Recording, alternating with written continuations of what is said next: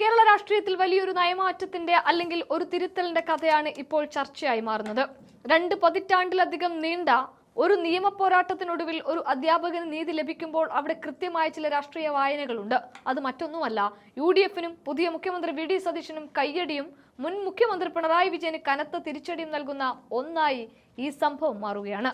വർഷം 2003 മുത്തങ്ങയിൽ ഭൂമിക്കായി സമരം ചെയ്ത ആദിവാസികളെ ആശയപരമായി പിന്തുണച്ചതിന്റെ പേരിൽ KK സുരേന്ദ്രൻ എന്ന അധ്യാപകനെ വിദ്യാർത്ഥികളുടെ മുന്നിൽ വെച്ചാണ് പോലീസ് കസ്റ്റഡിയിലെടുത്തത്.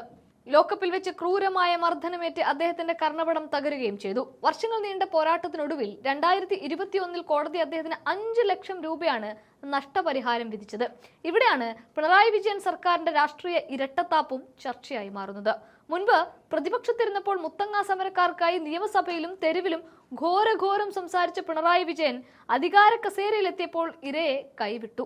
പോലീസിന്റെ മനോവീര്യം തകരുമെന്ന വിചിത്രവാദമുയർത്തിയാണ് അന്ന് പിണറായി സർക്കാർ ഈ തുച്ഛമായ തുക നൽകാതിരിക്കാൻ കോടതിയിൽ അപ്പീൽ പോയത്.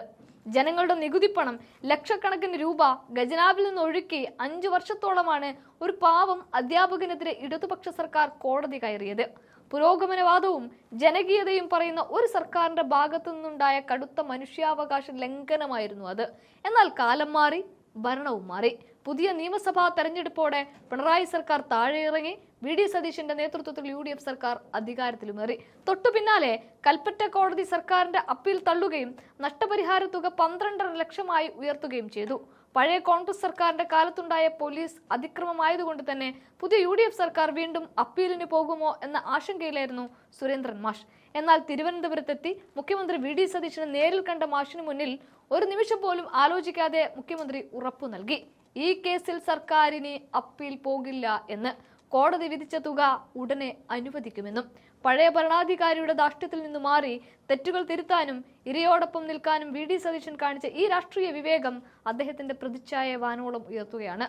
സ്വന്തം പോലീസിനെ സംരക്ഷിക്കാൻ ഇരയെ വേട്ടയാടിയ മുൻ മുഖ്യമന്ത്രിക്ക് ലഭിച്ച കനത്ത ഇരുട്ടടി കൂടിയാണിത്.